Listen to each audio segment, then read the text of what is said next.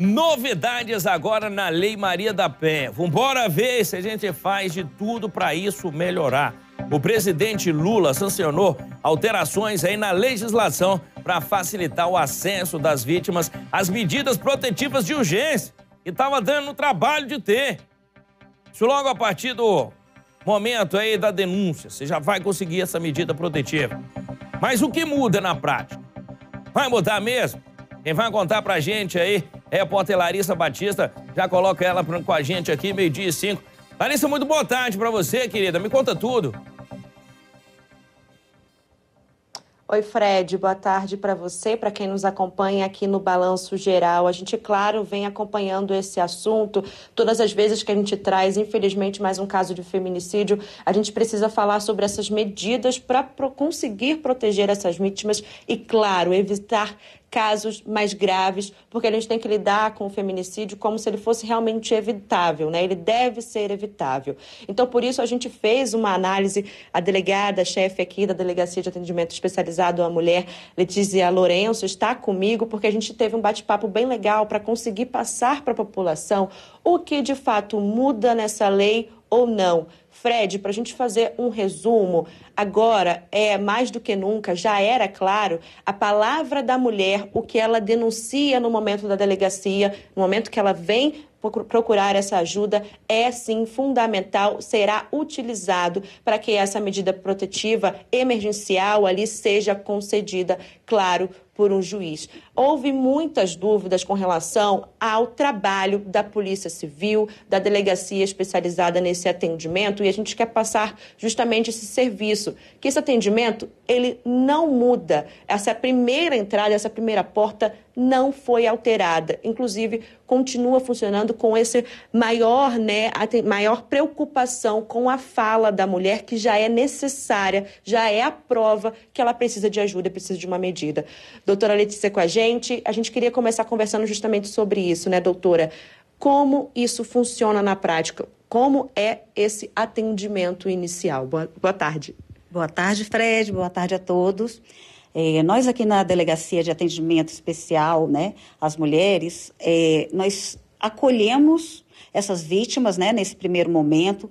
Normalmente é o órgão que está disponível 24 horas por dia, né, e mais próximo delas.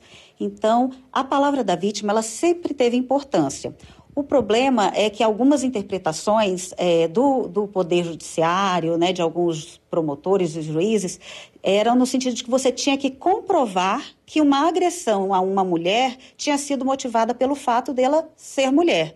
E normalmente você tinha um contexto todo em volta, né?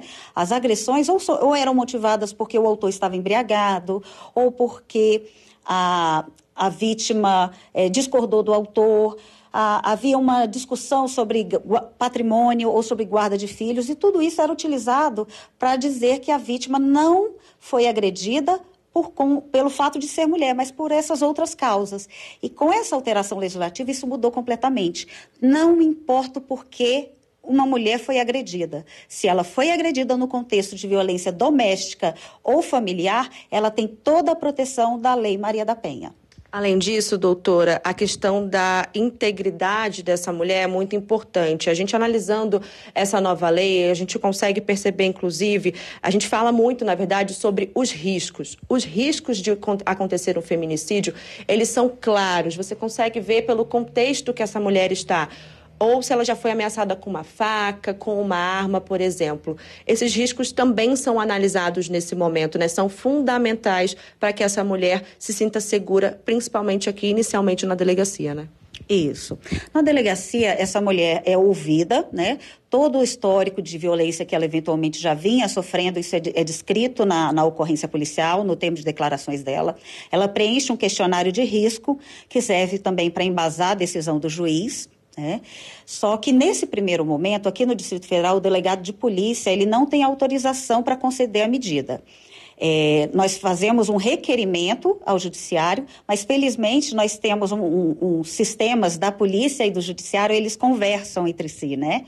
Então, a partir do momento que o delegado toma todas as providências, requer essas medidas protetivas a partir da solicitação da vítima, isso é lançado no sistema e de pronto o juiz já toma conhecimento. Então, em questão ali de poucas horas, essa mulher já pode sair com as suas medidas protetivas deferidas pelo juiz. Fred, a doutora não está com retorno, mas, claro, a gente pode bater esse papo, a gente vai passando, claro, as perguntas aqui, conversando sobre esse assunto tão importante, né? Primeiro, eu quero agradecê-la, ela sempre muito solista e ela sempre brigando muito pelo direito da mulher aqui no nosso Distrito Federal, não só dentro da delegacia, mas no governo todo, já encontramos aí em algumas pautas com ela. Eu queria saber da medida protetiva, a gente fala da medida protetiva contra a mulher. Mas eu queria saber se vai facilitar também essa medida protetiva para a família da mulher. Sabe, que de repente tem um filho, é enteado do cara, que de repente tem um filho até com o cara. Se essa medida protetiva também vai facilitar para a gente conseguir aglobar mais gente e pessoas ali da família. Doutora, o Fred fala muito sobre o núcleo familiar dessa vítima, né? Ela, claro, busca essa segurança inicial na delegacia. Essa lei, né, todos os trâmites, na verdade, para que esse acolhimento seja feito, também abarca essa família, os filhos dela. Como que isso é feito geralmente? Sim, a medida protetiva, ela também inclui os dependentes da vítima, né? Ela pode solicitar que o autor se afaste de filhos em comum, de que ele tenha restringido os direitos de visitação, né? Então, essa família, ela também é protegida. Caso, inclusive, ela não queira, né, retornar para casa nesse primeiro momento, ela tem, aqui no Distrito Federal, diversos locais em que ela pode ser acolhida junto com os filhos, né? Há apenas algumas restrições com relação aos filhos maiores de 12 anos. Determinados locais não permitem, mas essa criança ela vai ser abrigada também, né? Então, o importante é não deixar nem a mulher e nem os seus filhos à mercê do autor. Fred, um outro ponto que eu me recordei aqui fazendo essa reportagem, conversando, é sobre na verdade, um tempo que ficava bastante vago ali dentro da Lei Maria da Penha, da antiga, antes dessa atualização, que seria o tempo para que essa medida protetiva continuasse valendo.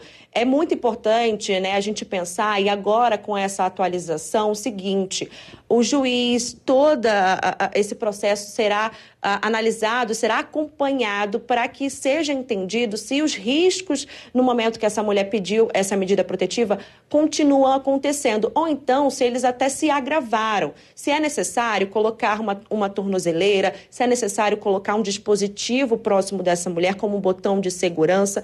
Isso, claro, também é muito importante nesse momento, né, doutora?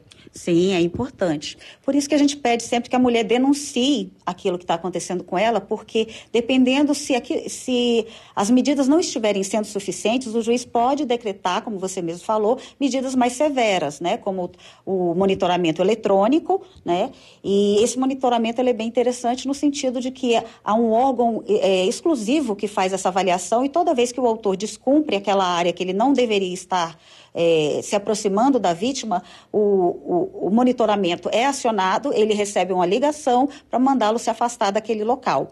Então, é importante que essa mulher tenha consciência de que os direitos delas estão preservados. Essa alteração que desvincula, separa o inquérito policial das medidas protetivas também é muito importante.